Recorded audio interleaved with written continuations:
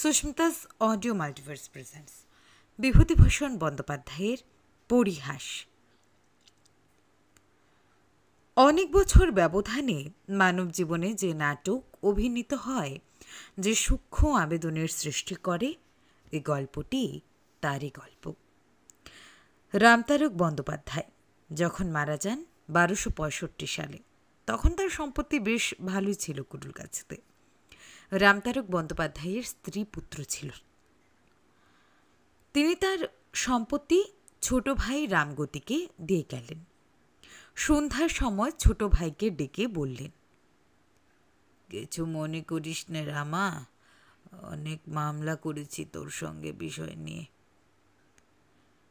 সব তো রেখে যেতে হলো, সঙ্গে কিছুই নিয়ে যেতে পারলাম না। এখন সব বুঝতে পেরেছি ভাই, কিছুই কিছু না, নকলের জন্য আসল হারিয়ে বসে আছি। একটা কথা বলি শুন, উঠোনের ওই জবাতলায় আমার 5 টাকা পুঁতা আছে, তুলে নিস। রামগতির সঙ্গে দাদার মুখ দেখা দেখি ছিল না বহুদিন থেকে। কেউ কারো বাড়িতে যেত না, যদিও পাশাপাশি বাড়ি। রামগতি কেঁদে ফেলে বললেন, দাদা তুমি কি বলছো? আমি যশাইকাঠি থেকে নীলমণি কবিরাজকে কাল সকালে নিয়ে আসব। কোনো ভয় নেই দাদা, তুমি ভালো হয়ে উঠবে।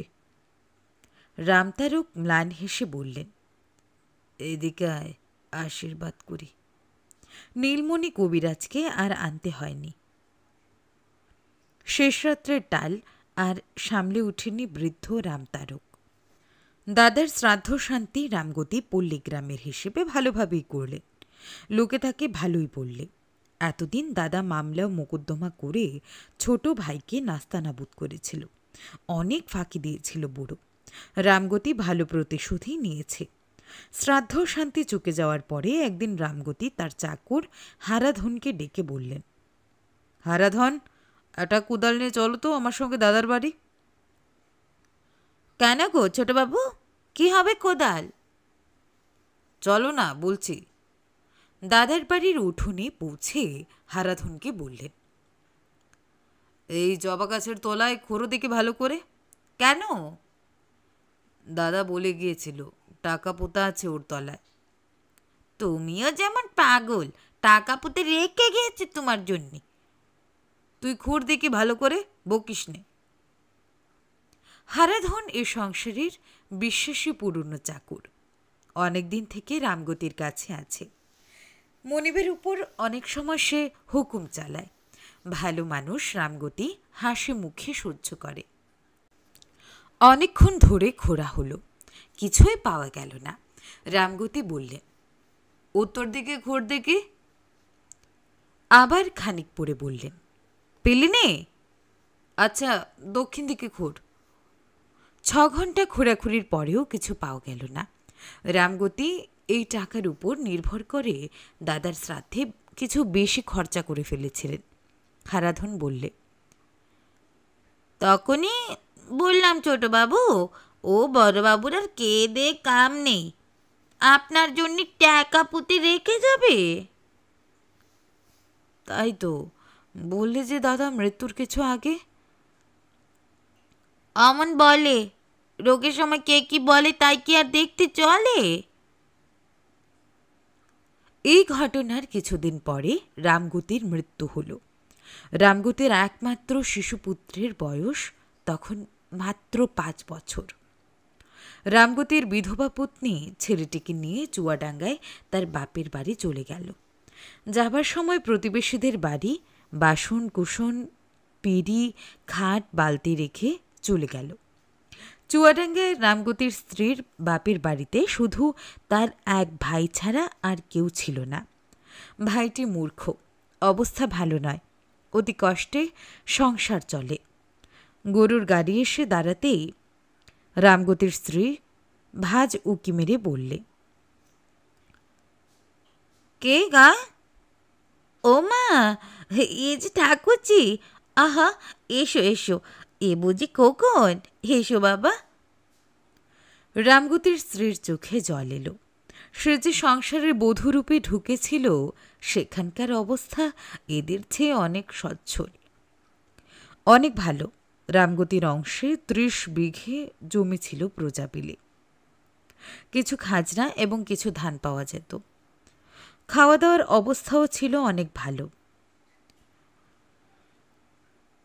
কিন্তু রামগতির স্ত্রী শিশুপুত্র নিয়ে সেখানে থাকতে সাহস করেনি বলেই দাদার আশ্রয়ে এসে পড়ল। গোড়া থেকে সে ভুল করেছিল। দাদার ঘরে সব দিন চাল থাকে না। মামিমা রামগতির ছেলে সতুকে বলে, তোর মামার কাছে গিয়ে বল ঘরে চাল নেই, নইলে খাওয়া হবে না। সতু আড্ডার দূরের কাছে ভয়ে ভয়ে এসে দাঁড়িয়ে বলতো, ও মামা। কেউ কথা বলে না। সতুর মুখ দিয়েও কথা বেরোতে চাইত না। তখন তার বয়স ৮-৯ বছর হবে। মামাকে আবার ডাকত, ও মামা। মামা বলতো, কে রে? আমি সতু, মামিমা পাঠিয়ে দিলে, ঘরে মোটে চাল নেই। চাল নেই? সে আবার ডাক দিল, ও মামা। কে রে? আমি সতু, চালের পয়সা দাও মামা, ঘরে চাল নেই কিচ্ছু। সতু ডাকলে, ও মামা। কি রে? চালের পয়সা দাও। মামা ট্যাগ থেকে ২ আনা পয়সা বার করে ওর দিকে ছুঁড়ে দিয়ে বললে, যা, আর নেই, ওই দিয়ে চালাতে বলকে যে করে হোক। এইরকম ছিল মামাবাড়ির সংসার। মামি খুব ভালো লোক ছিলেন না। ভাত দুটো দিতেন বটে, কিন্তু হাজার মুখ নাড়া দিয়ে আর হাড় ভাঙা খাটিয়ে নিয়ে। সতুর মা ইতিমধ্যে একবার কুরুল গাছেতে গিয়ে দেখেন তাদের জমি জমা অপরের দিব্যি দখল করে ভোগ করছে। তার হয়ে কথা বলে এমন লোক পাওয়া গেল না। মামলা করা একা মেয়ে মানুষের কর্ম নয়। দেখে শুনে তিনি আবার বাপের বাড়ি চলে গেলেন। সতু গ্রাম্য পাঠশালায় লেখাপড়া শিখে ২ ক্রোশ দূরবর্তী চুয়াডাঙ্গার হাই স্কুলে ভর্তি হলো। কয়েক বছর অতি কষ্টে পড়াশোনা করে সে ২য় বিভাগে এন্ট্রান্স পাস করলে। তার বয়স তখন ১৮ বছর। এই সময় সতুর মা পরলোক গমন করলেন। সতুর মামিমা ওকে বললেন, এইবারে একটা চাকরি টাকরি দেখে নাও বাবা, সংসার আর চলে না। তোমার মামাও বুড়ো হয়েছেন, তার আর কমতা নেই চালাবার। মামাতো ভাই দুটি ছিল অজ মূর্খ। বর্ণজ্ঞান পর্যন্ত তাদের হয়নি। পরের গাছের আম কাঁঠাল চুরি, এই ছিল তাদের কাজ। সতুর চেয়ে বয়সেও ওরা ছোট ছিল। সতুর উপর পড়ল গোটা সংসারের দায়িত্ব। একদিন ওর মামি বললেন, সতু, একবার যা কুরুল গাছেতে, ঠাকুর জামাইয়ের অনেক সম্পত্তি ছিল, ঠাকুরজি অনেক বাসনকুসন পরের বাড়ি রেখে এসেছিল শুনতাম, দেখে আই দেখি বাবা। সতুর মাও তাকে মরবার সময় এ কথা বলে গিয়েছিলেন। বলেছিলেন, অমুক অমুকের বাড়ি বাসন আছে, রূপোর খারু আছে। দাদার তো এই সংসার, কখনো আনতে ভরসা পাইনি, উড়ে যেত এতদিন। তারা খুব বিশ্বাসী, আমার নাম করে জিনিসগুলি ফেরত নিবি তাদের কাছ থেকে। বৌমাকে তো দেখতে পেলাম না, বৌমাকে দিয়ে বলবি আমি দিয়েছি তাকে। অনেকদিন পরে সতু এলো কুরুল গাছিতে। ৫ বছর বয়সে এখান থেকে চলে গিয়েছিল। সে কথা কিছুই মনে নেই। বাবার কথা মনে পড়ে ওর চোখে জল এলো। হারানো শৈশবের কত আবছায়া অস্পষ্ট স্মৃতি মনে জাগে। যেন ওই জানালার ধারে রোয়াকের কোণে কবে বাবা তাকে কোলে নিয়ে আদর করেছিল। সেই মুখখানা যেন আজও মনে পড়ে। পুরনো বাড়িতে ঢোকা যায় না। ঘন জঙ্গলে উঠোন ঢেকে ফেলেছে। ছাদের কার্নিশে জিউলি গাছ মস্ত বড় হয়ে আঠা ছড়াচ্ছে। বটগাছ গজিয়ে ফল প্রসবের অবস্থায় এসে পৌঁছেছে। তবুও সে পরের বাড়ি থাকল না। জন ধরে বন জঙ্গল কাটিয়ে এবং একটা ঘর পরিষ্কার করিয়ে নিয়ে সেখানেই থাকল। সঙ্গে এনেছিল একটা ছোট বিছানা, মশারি, বালিশ। যাদের নাম মা করেছিল মৃত্যুর আগে, সেসব জায়গায় গিয়ে বাসন চাইলে সতু। তারা বললে, হ্যাঁ বাবা, সে কি কথা? আমাদের কাছে বাসন? সে কবে নিয়ে গিয়েছে তোমার মা? সে কি আজকের কথা বাবা? না না, থাকলে যে দেব না, তেমন অধর্ম কাজ কখনো হবে না আমার দ্বারা। না বাবা, সেসব তোমার মা নিয়ে গিয়েছিল। কেউ কিছু দিলে না, অথচ তাদের অবস্থা ভালো। কোঠা বাড়ি, দু একজনের দোতলা বাড়ি। সবাই হাসি মুখে মিষ্টি কথায় ফাঁকি দিলে ওকে। দুটো বাঁশঝাড় গ্রামের শ্যাম চক্রবর্তী দিব্যি ভূখ দখল করেছেন খবর পেয়ে। সেখানে যেতে বৃদ্ধ শ্যাম চক্রবর্তী হেসে বললেন, এসো বাবা এসো, ও বাঁশঝাড় আমারই। সীমা চারা হয়ে পড়েছিল, এই বলে তোমার বাবার সঙ্গে গোলমাল হয় ওই নিয়ে। গায়ের 5 জনকে জিজ্ঞেস করে দেখো, ও আমার পৈতৃক আমলের বাঁশঝাড়। মিটে গেল। সতু ছেলে মানুষ, বিষয় সম্পত্তির কী বা বুঝে, কী বা জানে। ছেলে মানুষ পেয়ে সবাই ফাঁকি দিল ওকে। কেবল মুরুর পাড়ার জীবন ডাক্তারদের বাড়ি ও সত্যিকারের স্নেহ পেলে খানিকটা।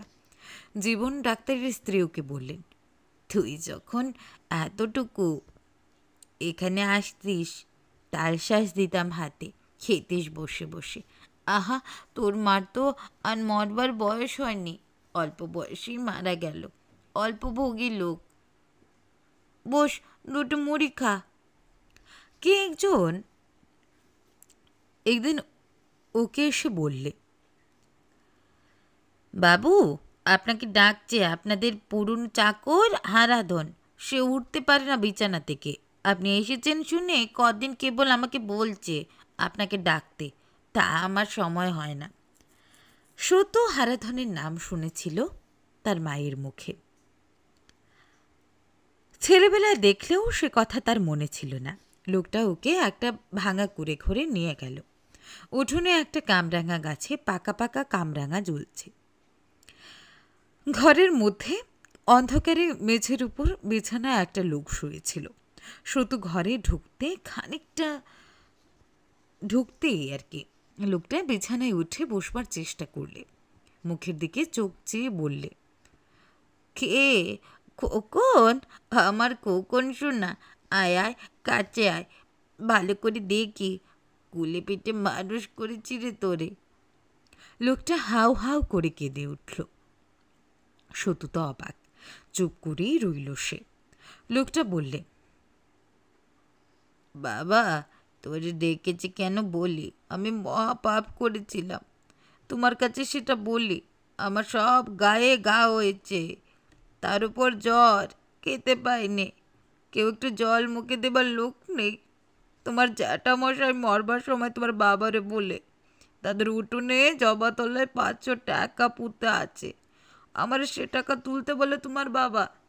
আমি মাটি করে দেখলাম একটা পেতলের বগ্নোর কানা দেখা যাচ্ছে। আমি তার উপর অমনি মাটি জবা দিয়ে ফেললাম। খুব বুদ্ধি চাপলো মাথায়। তোমার বাবাও দেখলে না, ভাবলে আমি অনেক দিনের বিশ্বাসী লোক, আমি কি আর ফাঁকি দেব? রাতারাতি সেই টাকার বগ্ন আমি তুলে নিয়ে গিয়ে রাখি আরেক জায়গায়। তোমরাও এখান থেকে চলে গেলে। আমার সেই থেকেই খারাপ অবস্থা, এখন আর খেতে পাইনি। যতদিন শরীরে শক্তি ছিল, জন কেটে পেটের ভাত চালিয়েছি। এখন বুড়ো হয়ে গিয়েছি, রোগগ্রস্ত, আর খেতে পাইনি। আমার এমন হবে যে বিশ্বাসঘাতকী কাজ করেছি, পুরনো মনিবের টাকা চুরি করেছি। আমার এমন হবে না তো কার হবে বাবা? আজ তোমার কাছে বললাম, যদি তাতে পাপের বোঝা কমে। আর আমার হয়ে এলো কখন, বড্ড জোর 2 মাস। তোরে যে দেখলাম মরবার আগে। সতু কিছুক্ষণ সেখানে বসে দু একটা সান্ত্বনার কথা ওকে বললে। তারপর পকেটে হাতে দিয়ে যা কিছু ছিল ওর বিছানার পাশে রেখে ঘর থেকে বেরিয়ে চলে এলো।